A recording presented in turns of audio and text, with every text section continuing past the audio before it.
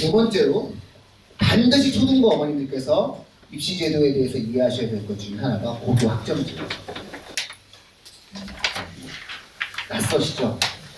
이거는 아셔야 돼요. 이거는 좀 어렵더라도 공부를 하셔야 돼요. 공부하겠다고 하니까 펜을 잡으시는데 잡으셔도 안 된다고 제가 그거는 아시죠? 차라리 아까 그 일주일간 방송 반복해서 들으시는 게 나을 수도 있어요. 자, 이게 이제 말씀을 드리는데 이런 부분이요. 고교학점제에 대해서 이제 제가 많이 해요. 이게 문재인 대통령 교육 공약 1호입니다. 문재인 대통령 문재인 대통령 공약 첫 번째가 공수처 설치입니다. 핵심 모델 공수처 설치입니다. 교육 분야 1번 공약이 고교학점제입니다. 저는 당시 고교학점제가 교육 공약 1번 공약으로 딱 나왔을 때 무슨 생각을 했냐면 당선되고 싶어서 당선되기 위해서 그러니까 1위 후보가 할 수 있는 가장 안정적 정책을 내세웠다고 생각합니다. 가장 안정적 정책이라는 게 뭐냐면요. 이명박 박근혜 정부의 교육 정책과 전혀 다르지 않아요. 하나도 안 달라요. 쉽게 얘기해서 원래 선거 때 1위 후보는요. 어떤 스탠스를 취하냐면요. 그냥 만들려만 하거든요. 만들려만 하는 거예요. 왜냐하면 굳이 공격을 받을 필요가 전혀 없거든요. 교육공약 1번이 고교학점제에 대한 오해를 하시는데 이게 하늘에서 뚝 떨어진 게 아니라는 걸 아셔야 돼요. 제가 이걸 몇 년에 걸쳐서 말해주는 이유가 뭐냐면 많은 어머님들은 대통령이 바뀌고 정권이 바뀌면 교육제도가 바뀐다고 이해하는데요. 지난 15년간 대한민국 교육제도는 바뀐 적이 없어요. 즉 이 얘기는 앞으로도 안 바뀐다는 거예요. 누가 돼도 조그마한 행간에 대한 내용이라든가 지역 말단적인 것이 바뀌는 것이지 큰 틀의 흐름이 절대로 바뀌지 않는다. 교육의 본질은 뭐죠? 교육의 본질은 학교예요. 내 아이가 배우는 고등학교, 내 아이가 있는 중학교, 내 아이가 있는 초등학교가 교육의 본질이에요. 이 교육의 본질이 결정나고 나면 사실상 모든 것은 이 교육의 본질에 종속되는 거예요. 자, 여기서 가장 큰 변화가 뭐냐? 고교학점제에서 가장 큰 변화가 뭐냐면요. 문이과 통합이에요.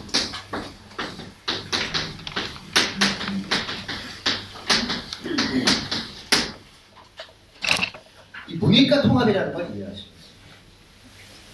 그 문이과 통합이 됐나요? 안 됐나요? 됐죠? 언제부터 됐어요? 현 고2부터 사실은 문이과 통합이 이미 뭐 되어지고 아이 선택을 했어요. 문이과 통합을 해야 돼요, 말아야 돼요? 이거부터 말씀드릴게요. 문이과 통합을 해야 돼요, 말아야 돼요? 이게 문제예요. 도대체 무슨 말만 하면 우리나라는 정시수시됐기 때문에 이게 교육 분야에 있는 사람들이 가장 싫어하는 말이 정시수시로 모든 것을 이야기하는 건 제일 싫어요. 이 국가교육위원회에 계신 분들 이런 사람들이 전문적인 교육학을 전공하고 교육정책을 위반하시는 분들이 최근의 세태에 대해서 제일 싫어하는 게 뭐냐면 대한민국은 입시만 있어. 학교가 없어 이렇게 얘기해요. 아니 내 애가 12년 동안 배우는 초중고 교육과정이 더 중요하지. 무슨 하루 한 번 보는 시험으로 애 인생을 정할 거냐 말 거냐를 갖다 놓고 뭔 분이 사회적 쟁점이 많은지 모르겠다고 얘기해요. 문이과 통합은요. 대한민국의 미래를 위해서 반드시 필요한 겁니다. 이게 어떤 내용이냐면요. 아니 문과애가 어디 있고 이과애가 어디 있어요? 아니 문과애가 이과로 갈 수도 있고 이과애가 문과로 갈 수도 있죠. 그 월가에 돈 제일 잘 버는 애들 있잖아요. 미국의 월가에 돈 제일 잘 버는 애들. 걔들 MIT 컴퓨터공학과 이런 데 나온 애들 있잖아요. 그러니까 MIT 컴퓨터공학과를 나와서 증권회사에 들어가는 거죠. 경제학 공부를 해서. MIT 들어가는 애들 중에서 7개 공부하는 애들. 이게 세계은행 총재가 김용이라는 분이에요. 한국계 김용이라는 분인데 그분이 예전에 다트머스 대 총장이었어요. 다트머스 대가 이제 별거 아닌 것 같은데 되게 좋은 대학이에요. 그 미국의 그 다트머스 대라는 아이비 대학의 총장을 하신 그분이 대한민국은 아쉽게도 노벨상이 안 나온다. 문이과가 분리되어서 이과 애들한테 인문학적 정서를 알려주지 않고 문과 애들에게 수과학적인 인식을 심어주지 않는 나라에서 어떻게 융합형 인재가 나오냐는 거예요. 그래서 문이과 통합을 원하는 게 있는 거예요. 그러니까 쉽게 말씀드려서 서울대 경제학과는 영재고 애들이 와도 된다고 생각하는 거예요. 거꾸로 좀 서울대 경제학과에 서울 영재고 애가 왔으면 좋겠는 거예요. 한두 명은. 다 오면 좀 그러니까. 한두 명은 와도 되지 않을까? 애가 돈 좀 하고 오지 않을까? 이런 생각을 하는 거예요. 생각해보세요. 서울 영재고에 천재적인 애가 막 와가지고 서울대 경제학과에 가가지고 막 경제를 이관하면 괜찮지 않을까요? 그쵸? 대원외고 중국어과 애가 서울대 기계공학과에 오기를 바라는 거예요. 그래서 바로 현대자동차 중국지사로 가게. 이제 느낌 이해하셨죠? 그러니까 이 문이과 통합을 가장 강력히 원하는 주체가 누구냐? 재벌과 서울대. 언제부터? 2010년, 2000년대 초반부터. 근데 이제 보니까 현실에서 안 되기도 하잖아요. 우리나라 현실이 교육 현실이 안 되는데 서서히 대한민국이 문이과 통합을 해도 되겠다라고 판단하면서 밀어붙일 때가 있어요. 그게 언제냐면 2000년대 후반, 2008년, 9년, 10년 이때. 그러시면 됩니다. 그래서 가장 강력하게 먼저 포문을 연 세력이 어디냐면 서울대학교. 서울대학교가 2011학년도 입시가 끝나고 겨울에 뭐라고 얘기했냐면 기자간담회에서 서울대학교는 문이과 통합형 인재를 원한다. 내년부터 우리는 정시에서 교차 지원을 허용한다. 난리가 난 거예요. 교육부랑 같이 합의 안 한다. 유일하게 교육부와 협의를 해야 되는 세력, 교육부가 받아들일 수 있는 세력은 대한민국에서 서울대밖에 없거든요. 그래서 그 다음에 교육부가 공식적으로 문이과 통합에 대한 제안을 합니다. 즉 이명박 정부 때 문이과 통합에 대한 기획이 이미 시작돼서 움직였던 거예요. 그 기획안을 2년간 준비합니다. 그래서 이것이 언제 발표되냐면 박근혜 정부 초반에 2014년에 발표됩니다. 그래서 지금 현재 대한민국 교육의 패러다임은 2014년 박근혜 정부 초대 교육부 장관이었던 서남수 교육부 장관이 발표한 안대로 진행되고 있습니다. 그 유명한 2014년 문이과 통합안에 대한 교육부 문서. 그 문서가 나왔는데도 2년에 걸쳐서 학원 설명회에서는 정권 바뀌면 어떻게 될지 모른다고 얘기해서, 그래서 제가 답답해서 만든 게 교육진입니다. 이 부분입니다. 이해되셨나요, 여러분들? 이런 거예요. 자, 결국 문이과 통합이다 라고 하는 것은 이런 역사적 배경을 갖고 있는 거예요. 그럼 문이과 통합을 왜 했냐는 거예요. 이게 뭐냐는 거예요. 이게 너무 어렵지가 않은데 너무 어렵게 생각하시니까 문제예요. 그러니까 문이과 통합은 문이과를 안 나누면 돼요. 세상이 쉬운데 왜 어렵게 생각하는지 모르겠어요. 문과와 이과로 나눈다라고 하는 건요, 명확하게 교육에서요, 학생 입장이 아니라 무슨 입장이죠? 학교 입장이에요.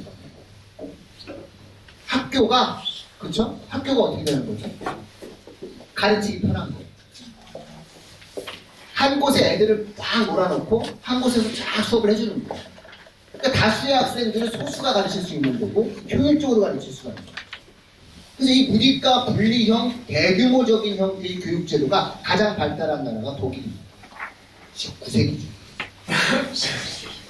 19세기예요. 이거. 왜냐면 후발 산업국가인 독일이 가장 빠른 시간 내에 산업화를 하기 위해서 만들어진 교육제도입니다. 이거 일본이 받아들인 거고요. 이거 21세기까지 대한민국에서 쓴 겁니다. 이걸 바꾸는 거예요. 아니 여기에 무슨 정권에 무슨 문제가 있냐고. 결국은 학생 위주로 수업을 한다라고 하는 것은 고등학교에 올라왔을 때, 그렇죠? 고등학교에 올라왔을 때 우리가 적어도 고등학생이 된다는 거는 자신의 진로에 맞는 교육을 받으라는 겁니다.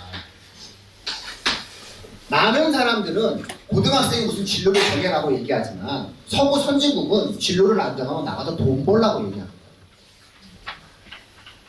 돈 벌어. 이런 겁니다. 중학교 3학년을 졸업하고 나면 경쟁하는 이유입니다.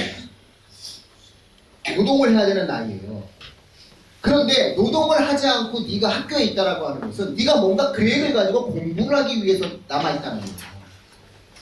그렇다면 너의 진로가 있지 않냐는 거예요. 그럼 너의 진로에 맞는 교육을 받으라는 거예요. 그럼 너의 진로에 맞는 교육을 받는다는 것은 결국 개별적인 교육을 맞춰야 되는 거죠. 학생의 개별적인 진로에 맞는 교육을 해야 되는 거예요. 그러려면 어떻게 해야 되는 거죠? 학생이 스스로 본인이 원하는 걸 뭐 할 수 있어야 되는 거죠? 그렇죠. 선택할 수 있어야 되는 거예요. 결국 문이과 통합은 학생의 선택권을 주겠다는 거예요. 학교가 일률적으로 결정하는 게 아니라 선택권을 주겠다는 거예요. 그래서 지금 현재 예비 고등학교 3학년이 처음 선택권을 받았는데 이제 학교 선생님들은 싫죠. 그러니까 이제 처음에 선택권을 주니까 요즘에 어떤 일이 있었냐면은 어떤 학생이 의대를 가고 싶어요. 어떤 학생이 의대를 가고 싶어 하니까 나는 윤리와 사상을 좀 한번 배워볼래요. 이렇게 얘기했어요. 윤리와 사상을 통해서 뭔가 철학적인 부분을 공부해보고 싶어요. 선생님들은. 그게 문과 애들과 이과 애들 시간표가 안 맞는 거예요. 그러니까 그쪽은 전부 다 여행 지리를 해야 돼요. 이과 애들은. 그러니까 이제 학교에서 뭐라고 얘기하냐면 그때 책상을 들고 가서 너 혼자 수업을 들어야 될 거야. 이런 식으로 나오는 거예요. 학교에서. 그럼 얘가 뭐라고 얘기하죠? 예? 그러죠. 예, 제가 책상을 들죠. 요즘은 이렇게 얘기해요. 요게 고3들은 이렇게 얘기합니다만 지금 고2부터는 이러서 이렇게 나옵니다. 교육청 민원 딱 전화 한 통 하면은 그 학교 감사 받기 때문에 이렇게 합니다. 우리 애들이 들어갈 때쯤 되면 이제 그런 건 상식적으로 용납이 안 됩니다. 저 못 들을래요? 끝나는 겁니다. 자, 그러면 이런 것이 문이과 통합이거든요. 내 아이가 원하는 거 들을 수 있어야 되는 거예요. 그러면 여기서 어머님들 고민은 뭐냐면요. 언제부터? 고등학교 입학서부터? 그리고 무슨 과목? 다? 되는 게 뭐지? 이런 게 궁금하시죠? 이거를 문재인 정부 교육부가 이루어진 고교 학점제는 고등학교 1학년서부터 최대한 보장해줍니다. 쉽게 얘기해서 박근혜 정부 때 확정된 문이과 통합안을 최대한 계승 발전시켜서 성장시키겠다는 공약이에요.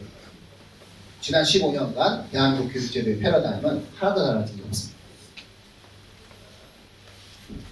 결국 고교 학점기가 뭐냐?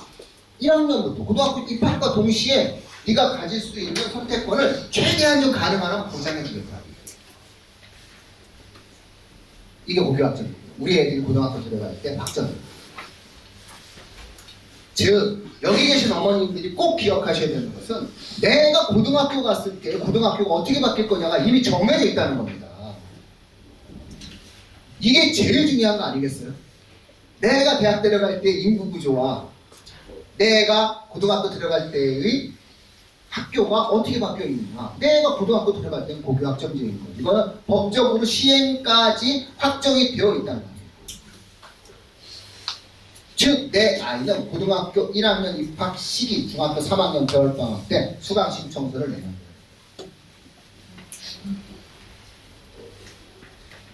이렇게 생각해요. 그럼 어느 학교를 가야 돼? 만약에 이 학교 갔는데, 아니, 이 학교는 강좌가 없어. 이 학교는 강좌가 있어. 어쩌라고? 그래서 온라인 강의를 만들어주겠다는 거예요. 그 다음에 아니 그러면 실험은 어떡하라고? 그러면 모여서 이쪽 학교에서 해요. 그러면 신봉고에 넣을 테니까 전부 다 모여서 신봉고에 가요. 그럼 또 얘기하죠. 그게 돼? 그리고 교육부는 이번에 뭐라고 발표했냐면 이번에 11월 달에 나온 발표가 있거든요. 사실은 이번에 정시 40% 확대보다 더 중요한 발표는 바로 그 발표였습니다. 11월 달에. 대한민국 정부가 지금 현재 2019년에 교육부가 2개의 발표를 했는데요.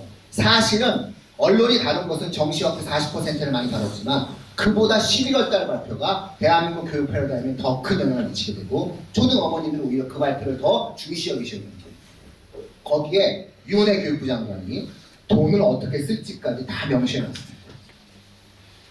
혹시 자료집 한번 갖고 계십니까? 28쪽 보시면 거기에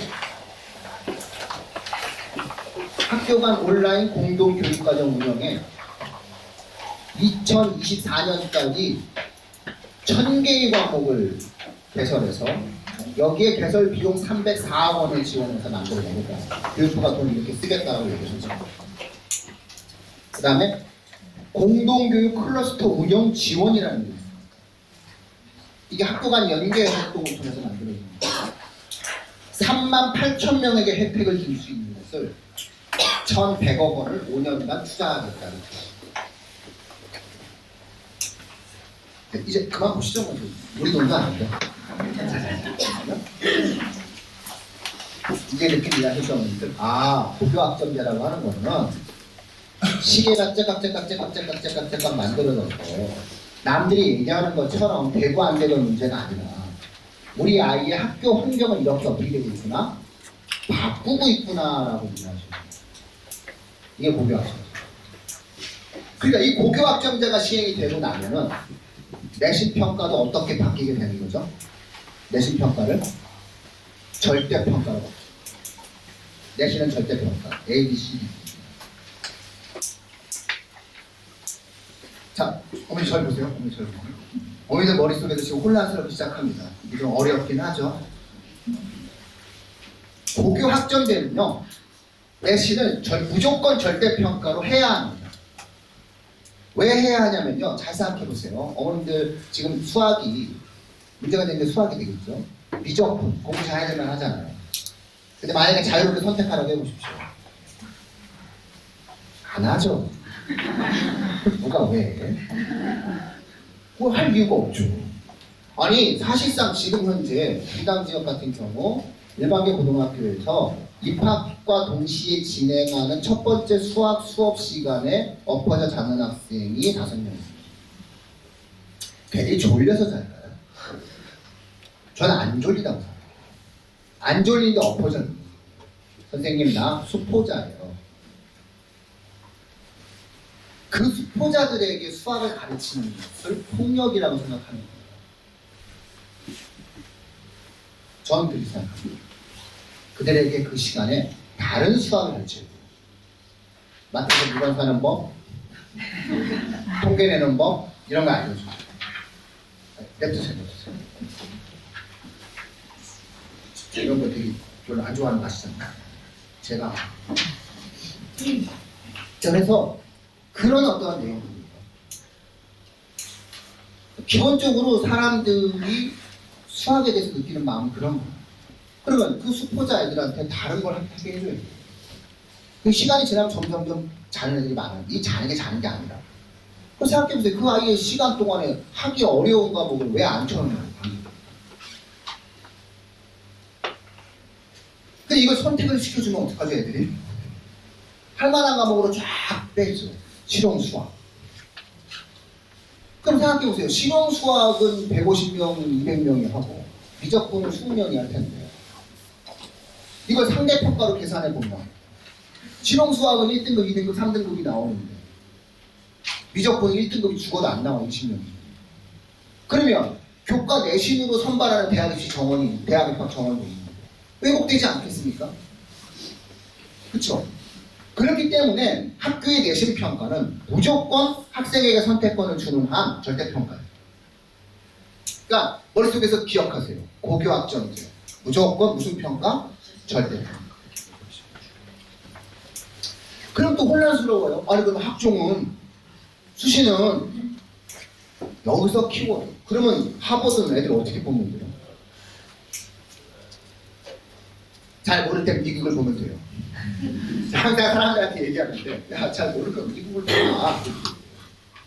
학종을 조금씩 얘기하는 사람들한테 항상 얘기해요. 차라리 미국을 봐. 제가 그 정시확대 토론회 가가지고 뭐라고 얘기했냐면요. 정시확대 주장하는 사람들한테 전 세계 모든 나라는 대한민국 수능 제도와 같은 정시시험 제도를 갖고 있습니다. 이렇게 얘기하거든요.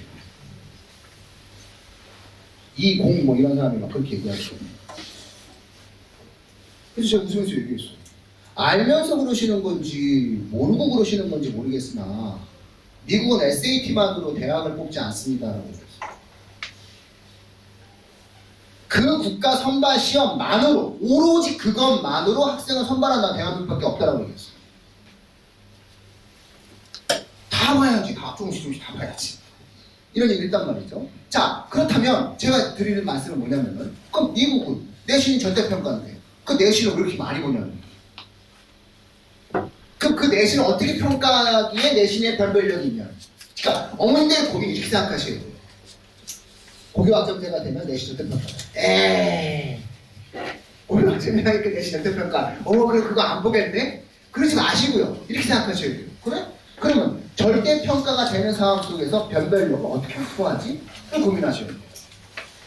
그럼 변별력을 확보한 나라가 있지 않습니까? 이미 영국, 프랑스, 미국, 독일 다 그런 거 변별력 확보했거든요. 그러면 우리의 고민은 뭐냐? 그 나라는 어떻게 변별력 확보했냐면 그 나라 어떻게 변별력 확보했죠? 간단합니다. 시험을 자주 봅니다. 끝없이 시험을 봅니다. 2주에 한 번씩. 그리고 그 낱낱이 기록합니다. 그 데이터 통계를 냅니다. 그게 A, B, C, D, E와 더불어 표현되어지는 대한민국 기준으로 하면 교과 세트입니다. 이걸로 충분히 평가됩니다. 이게 이런 거예요. 애가 이제 이거 수지 통독고가 지금 실제로 그렇게 진행하는 걸 알고 계시죠? 수지 통독고가 3월달에 예를 들어서 시를 쓰라고 합니다. 실제로 시를 배우고 난 다음에 시를 쓰라고 합니다. 4월달에 토론한 다음에 토론 계획서 쓰라고 합니다. 6월달에 책 3권 읽고 독후감 리포트 쓰라고 합니다. 그리고 기말고사 한번 봅니다. 자, 그러니까 어머니 머릿속에 중간기말 이 4가지가 아니라 한 달 단위로 혹은 2주 단위로 과목별로 계속적으로 아이들이 성장하는 내용을 평가하겠다. 이거를 말을 그럴싸하게 만들면 어떻게 될까요? 과정을 보겠다. 그래서 무슨 평가? 과정 중심 평가가 됩니다. 맥락은 과정, 큰 틀의 이름은 과정 중심 평가고 구체적인 이름은 뭐가 되는 거죠? 수행이라든가 그런 방식으로 학생을 평가한다. 읽고 쓰는 능력이 없으면, 그쵸? 읽고 쓰는 능력이 없으면 우수한 아이로 평가받기가 어렵습니다. 다시 말해서 세상이 바뀌면 바뀐 것에 적응해서 똑똑한 아이가 만들어져야 되는 거 아닙니까? 학력고사 세대는 말이 없는 애가 뛰어난 아이였던 겁니다. 말이 없이 친구와 단전하는 똑똑한 애를 너무 단전하는 미쳐요, 막 미쳐. 제 친구 중에 한 놈이 있는데 밥 먹고 난 다음에 단팥빵을 그렇게 먹는 공방이 있어요. 누가 뺏어 먹을까봐 2개 더 주고. 근데 걔가 진짜 공부를 좀 했어요. 이까는 막 이런 거예요. 저는 그 아이 요즘 뭐하고 사는지 궁금해 죽겠어요. 힘들거든요. 지금 시대에는 걔가 공부 잘하는 애가 되지 못할 거예요. 수행평가도 있고 예를 들어서 협업도 있으니까. 세상이 바뀌면요. 바뀌는 포인트에 따라서 우월해지는 애들이 다른 거야. 아니 옛날에 사냥을 잘해야 됐잖아요. 지금 사냥하면 잡혀가요. 그것처럼 실질적으로 산업화 시대에 기술 좋은 애가 뛰어났잖아요. 지금은 아니라니까. 그러니까 점점점 인재상이 바뀌는 것에 따라서 평가되는 것이 다른 거예요. 읽기 능력과 쓰기 능력은 갖추면 좋은 게 아니라 그것을 갖추지 않으면 이제 어떻다? 우수한 아이로 평가받지 못한다. 지난 15년간 올가족이 이렇게 만들어놓은 이 그물이 드디어 빛을 발하는 겁니다. 그러니까 저는 항상 선생님한테 얘기하는 게 학원이 존립하기 위해서는 제도에 대해서 맞는 보완적 형태의 기능을 가지고 기다리면 온다는 거예요. 애쓸 필요 없다는 거예요. 억지로 학부모님들과 피타임하고 와인 같은 거 만들어서 온다는 거예요. 그래도 성공할 수 있다는 거예요. 자, 이제 고교학점제 느낌 이해하셨죠, 어머님들? 이 2가지 변화를 모르시면 초등 어머님들은 앞으로 힘들어지신다는 거예요. 이해되셨죠? 하나는 좋고 나쁘고가 없는 거예요. 대한민국 고등학교가 이렇게 바뀐다는 거니까. 그리고 대한민국 교육부는 이것에 대한 로드맵까지 만들었으니까. 그리고 이 로드맵이 문재인 정부가 만든 게 아니라 이명박 박근혜 정부로부터 비롯된 거니까. 정권이 허경영 그분이 되기 전까지 결국은 현재의 여야의 흐름이 맞는 정권이 만든 거니까 이거 안 바꾸겠죠. 바꾸려고 해보면 이명박 박근혜 때 만든 거 이거 왜 바꿔요? 문재인 정부 때 만든 걸 왜 바꾸겠어요? 이제 느낌 이해하시죠? 근데 이런 거 그냥 안 바뀌고 그냥 가는 거예요. 공무원들을 지칭하는 말 중에 어공이라는 말이 있습니다. 어쩌다 공무원들 정무직이죠. 늘공이 있습니다. 행정고시파들. 교육부는요, 어공과 늘공의 조화가 잘 이루어져서 늘공 뜻대로 되고 있는 거예요. 지난 15년간 교육부 늘공들은 정말 최선을 다해서 일을 한 거예요. 이 흐름 속에서 대한민국 미래를 위해서 그러니까 이런 제도를 만든 거고요. 다만 입시 제도에 대해서 정시를 얼마 정도 늘려라, 수시를 어떻게 늘려라라고 하는 것은 그때그때 어떠한 상황에 따라서 만들어지는 거고요. 다음에 기회가 주어진다면 이제 정시라든가 수시라든가 학종에 대해서도 어머님과 함께 한 번 또 만나는 시간을 제가 한번 가질 수 있도록 할 테니까 문자 이제 딱 가셔서 제가 온다고 얘기하면 또 이렇게 많이 와주시면 돼요. 겨울방학 때 또 한 번 제가 하겠습니다 라고 얘기합니다. 왜냐하면 이제 오늘은 가장 중요한 초등 어머님들이 가지셔야 될 가장 중요한 두 가지를 일단 중심적으로 설명을 해드리는 날이다. 이렇게 이해하시면 될 것 같아요. 가장 중요한 이야기입니다. 그렇죠? 자.